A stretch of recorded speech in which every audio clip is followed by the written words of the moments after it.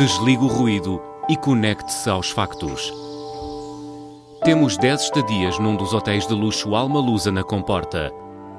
2 adultos, 2 noites. Assine hoje o Observador com até 58% de desconto e habilite-se a ganhar. Tudo em observador.pt. 5 horas.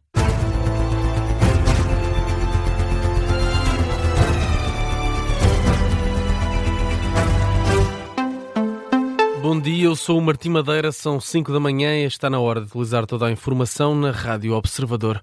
Começamos com a atualidade internacional. Donald Trump ataca o Papa Leão XIV, diz que não quer um Papa que ache que é ok o Irão ter uma arma nuclear. O Presidente dos Estados Unidos fez uma publicação na rede social Truth Social em que critica o Papa Leão XIV por não apoiar a agenda da administração Trump. Para além de dizer que não quer um Papa que ache que é ok o Irão ter uma arma nuclear e que não quer um Papa que ache terrível a América ter atacado a Venezuela, diz ainda que não quer um Papa que critica o Presidente dos Estados Unidos porque, de acordo com Trump, está a fazer exatamente aquilo para que foi eleito. Trump afirma ainda que se não estivesse na Casa Branca, o Papa Leão XIV nunca estaria no Vaticano. Deixa claro também que gosta mais do irmão do Papa, Louis Provost, isto porque Trump diz que o Louis, o irmão do Papa, é todo MAGA e entende as ações de Trump, algo que o Papa Leão XIV não entende.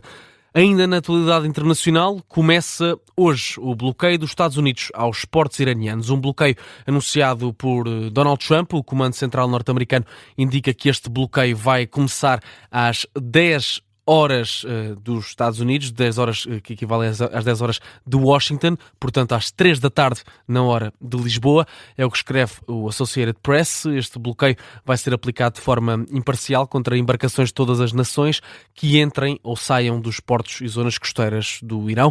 Vão continuar a ser permitidas viagens pelo Estreito de Hormuz, caso sejam realizados entre pontos não iranianos. Mesmo assim, mesmo após o acordo de cessar-fogo, o tráfico marítimo no Estreito tem sido limitado. Olhamos para um dos destaques da noite de ontem, as eleições na Hungria. Viktor Orbán é o grande derrotado da noite. O líder da oposição, Péter Magyar, celebra a vitória em Budapeste.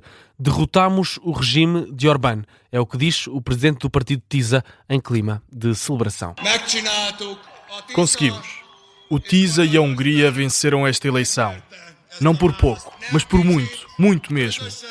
Juntos, derrubámos o regime de Orbán.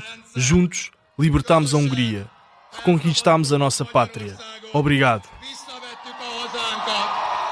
Declarações de Péter Magyar num discurso aos apoiantes em Budapeste. O líder do partido de TISA, que celebra aquilo que descreve como um mandato sem precedentes, é uma grande vitória, diz Magyar, que destaca a adesão expressiva às urnas. Pediu ainda ao que chama os fantoches de Viktor Orbán, que estão em altos cargos do regime, para que se demitam todos. Do outro lado, o grande derrotado é Viktor Orbán, que reconhece um resultado doloroso. Ainda com os resultados por contar, Orbán já tinha admitido a derrota. O ainda primeiro-ministro húngaro falava num resultado claro e, por isso, uma derrota clara do partido Fidesz. O resultado da eleição, mesmo que ainda incompleto, é compreensível e claro. Para nós é doloroso, não nos deram a responsabilidade e a oportunidade de governar. Ao partido vencedor, os meus parabéns, agradeço o trabalho que fizeram. Nunca tivemos tanto trabalho em nenhuma campanha eleitoral. Soha ennyien és soha ennyit nem dolgoztunk egyetlen választási kampányban sem. Viktor Orbán dá os parabéns à oposição de Magyar e promete continuar a servir o país. São declarações de uma conferência de imprensa do primeiro-ministro que estava no poder há 16 anos. Com 98% dos votos contados, Magyar está à frente com 54% dos votos. Orbán aparece a seguir com 38%. O partido de Orbán Fidesz, que detinha 135 lugares no Parlamento, passa agora a ter 55.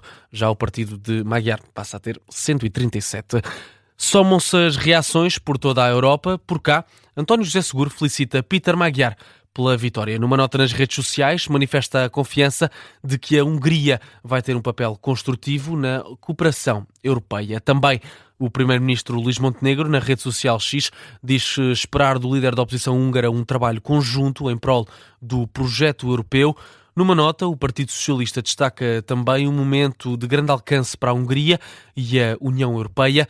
Já André Ventura ironiza nas redes sociais e escreve que afinal a Hungria era uma democracia em reação à derrota de um dos seus aliados, Viktor Orbán. André Ventura, que esteve há pouco tempo numa conferência de conservadores, cujo anfitrião foi Viktor Orbán, numa conferência na Hungria.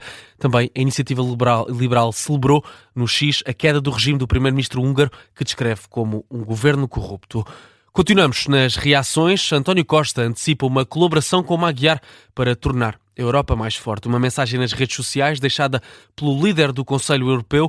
António Costa mostra-se ansioso por trabalhar em cooperação com Magyar para tornar a Europa mais próspera.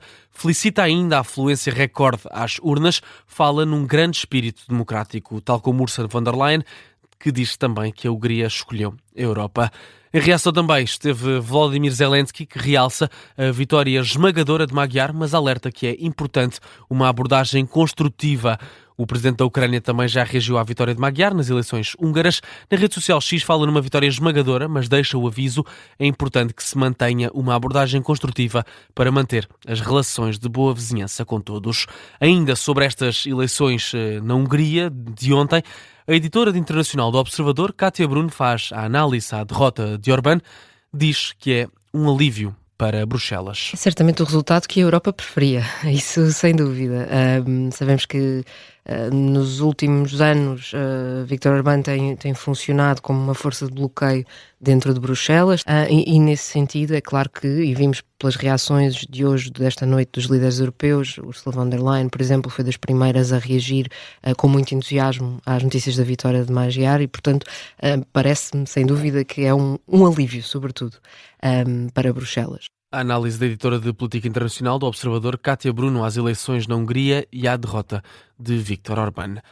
Na atualidade nacional, as confederações patronais lamentam que a UGT tenha rejeitado a proposta de acordo e fala na deteriorização da confiança. As 4 confederações que fazem parte da Comissão Permanente de Concertação Social lamentam a decisão do secretariado da UGT, que rejeitou no dia 9 de abril a proposta de revisão da lei laboral. Num comunicado conjunto divulgado ontem, dizem estar desapontados com as declarações dos responsáveis da UGT.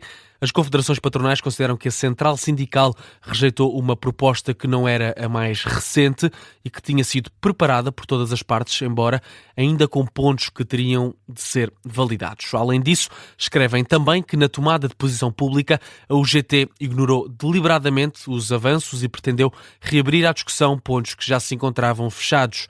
O Governo convocou a UGT e as 4 confederações patronais para uma reunião que se vai dar hoje. Luís Montenegro defende que o fim do visto prévio tem o objetivo de acabar com o medo dos autarcas em tomar decisões. O primeiro-ministro defende que não quer um país com governantes com medo de decidir e justifica por isso as novas regras de fiscalização de contratos públicos pelo Tribunal de Contas. Na semana passada aprovámos em Conselho de Ministros a reformulação do funcionamento do Tribunal de Contas. Vamos aprovar nas próximas semanas um novo enquadramento jurídico da contratação pública, tudo ao abrigo de princípios de confiança. Eu não quero um país onde os autarcas tenham medo de decidir. Eu não quero um país onde os dirigentes da administração pública tenham medo de decidir e muito menos quero um país onde os governantes tenham medo de decidir. Luís Montenegro defende ainda que o país está muito melhor do que estava em 2024 e defende que governa a olhar para todos. São declarações do Primeiro-Ministro no encerramento das jornadas distritais organizadas pelo PSD e CDS na Maia, no distrito do Porto. Tempo ainda de vermos o desporto. O Benfica venceu o Nacional no Estádio da Luz por 2-0. O jogo a contar para a jornada 29 da Primeira Liga valeram os golos de Skeldrup e de Rafa Silva. Os encarnados mantêm-se assim no 3º lugar da competição. No final da partida, José Mourinho reconhece uma vitória merecida dos encarnados, mas defende que deviam ter vencido com maior margem. 15 cantos, 2-0. Acho que o 2-0 está desenquadrado daquilo que foi o nosso jogo. tivemos muitas oportunidades para criar um resultado completamente diferente. Não conseguimos, mas ganhamos merecidamente, ganhamos com tranquilidade e, repito, com números completamente desfasados o resultado e aquilo que foi o nosso jogo.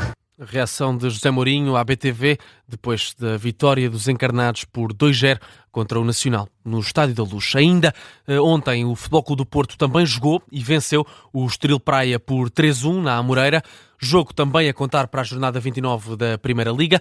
PP inaugurou o marcador com um golo aos 14 minutos e ainda na primeira parte um autogol de Checa ao minuto 33 a fazer o 2-0 para o Futebol Clube do Porto. O Froholt fez o terceiro para os Dragões na segunda parte e o Estoril Praia ainda reduziu para 3-1 no final do jogo. Francesco Farioli mostra-se satisfeito com o resultado, mas diz que o Porto podia ter marcado mais golos. Acho que foi um jogo muito maduro, especialmente os primeiros 40 minutos. Foi muito bem jogado. Bons momentos de futebol, ainda assim os resultados poderiam já ter sido melhores na primeira parte. Ganhámos com 3 golos, mas hoje poderíamos ter feito pelo menos mais coisas. Há coisas que temos de melhorar. Se conseguirmos resolver o jogo mais cedo, melhor para todos. Com esta vitória, o Futebol Clube do Porto conseguiu segurar a liderança no campeonato, está com um avanço de 5 pontos sobre o Sporting. Relembrar que os Leões ainda têm um jogo em atraso frente ao Tondela. Ponto final neste jornal das 5 da manhã. A informação está de regresso às 5h30 com a síntese de notícias. Até já.